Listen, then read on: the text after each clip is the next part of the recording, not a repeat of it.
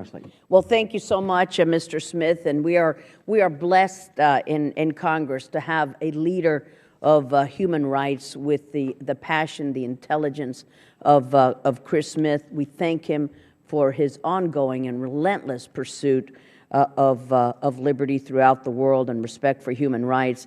And we're so honored also to look upon this beautiful portrait of our former chairman, Tom Lantos, and Chris Smith and Chairman Lantos were a great team.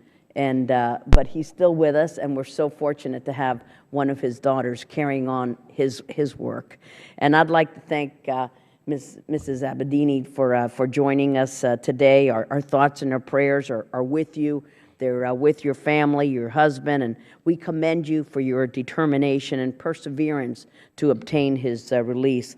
Last month, our Middle East and North Africa Subcommittee and then the full Foreign Affairs Committee, as you know, unanimously passed House Resolution 147, calling on the Iranian regime to immediately release Pastor Saeed and condemning the regime's ongoing persecution of religious minorities. And this resolution sends a strong message on behalf of Pastor Saeed, his family, and the Iranian people whose human rights suffer under this brutal regime. And this bill states that we stand with them in solidarity. We will continue to press for Pastor Saeed's release, and it calls upon the government of Iran to respect the rights of its citizens. And although we are here to discuss in particular the plight of Pastor Saeed, we must also highlight that there are other Americans languishing in Iran's prisons or are being held captive by the regime, like South Florida resident and a constituent of Congressman Ted Deutsch, the ranking member of our subcommittee, and that is Bob Levinson. Last month, Bob became the longest-held American hostage in history, now in captivity in Iran for over 6 years. Earlier this week, I joined as a co-sponsor of House Resolution 435, introduced by Ranking Member Deutsch, which calls for Iran's cooperation and the immediate return of Bob Levinson. So we're here today because Rouhani's empty promises aren't only about Iran's nuclear programs, but about the reforms that he promised, which have gone unfulfilled as the regime continues its policy of systematic and widespread suppression of human rights.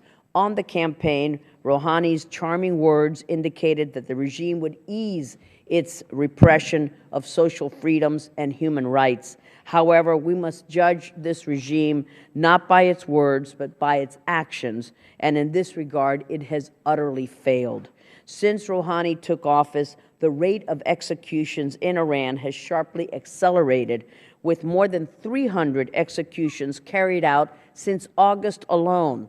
And on September 2012, Pastor Saeed Abedini, an American citizen, was convicted on bogus charges, imprisoned after being accused by the regime of undermining national security.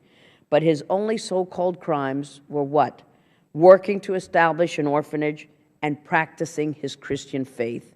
He was supporting and ministering to churches in private homes, one of the only places in Iran where Christians and other religious minorities can practice their faith despite the fear of state persecution. In August, Pastor Saeed's unjust 8-year sentence was upheld, and last month, as we know, he was transferred to a brutal prison reserved for Iran's most violent criminals, where his life is in constant danger. Sadly, the plight of Pastor Saeed is not an isolated incident, but it's symptomatic of the Iranian regime's hostility toward religious minorities. In October, 4 Iranian Christians were sentenced to 80 lashes for drinking sacramental wine during communion. And this past summer, an Iranian Christian convert was sentenced to 10 years in prison for distributing Bibles. And it's not just Christians who are persecuted, but others, including Muslim minorities and reformers, who also suffer for their beliefs. For example, the Baha'i community is systematically targeted and persecuted by the regime, and more than 100 members of this community and its leadership are imprisoned. In fact, under Iranian law, Baha'i members can be killed with impunity. For these flagrant violations, the U.S. has designated Iran as a country of particular concern since 1999, a regime that does not respect the fundamental human rights of religious freedom. For many persons, this is a central aspect of their identity and of their life. This is a country that won't respect other freedoms.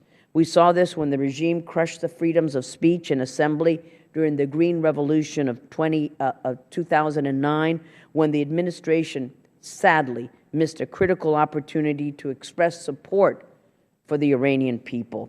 I was a lead sponsor of the Iran Threat Reduction in Syria Human Rights Act that was signed into law last August, which expanded sanctions related to human rights abuses in Iran. And though the administration has selectively applied some of these sanctions, more needs to be done. We must enforce all of the sanctions, including travel bans, asset freezes on regime officials responsible for committing human rights abuses. If the international community doesn't hold this regime accountable, no one will. I look forward to hearing from our witnesses on how we can help bring Pastor Saeed home, reunite him with his wife and his children where he belongs. And I thank the chairman again for holding this important hearing. Thank you very much,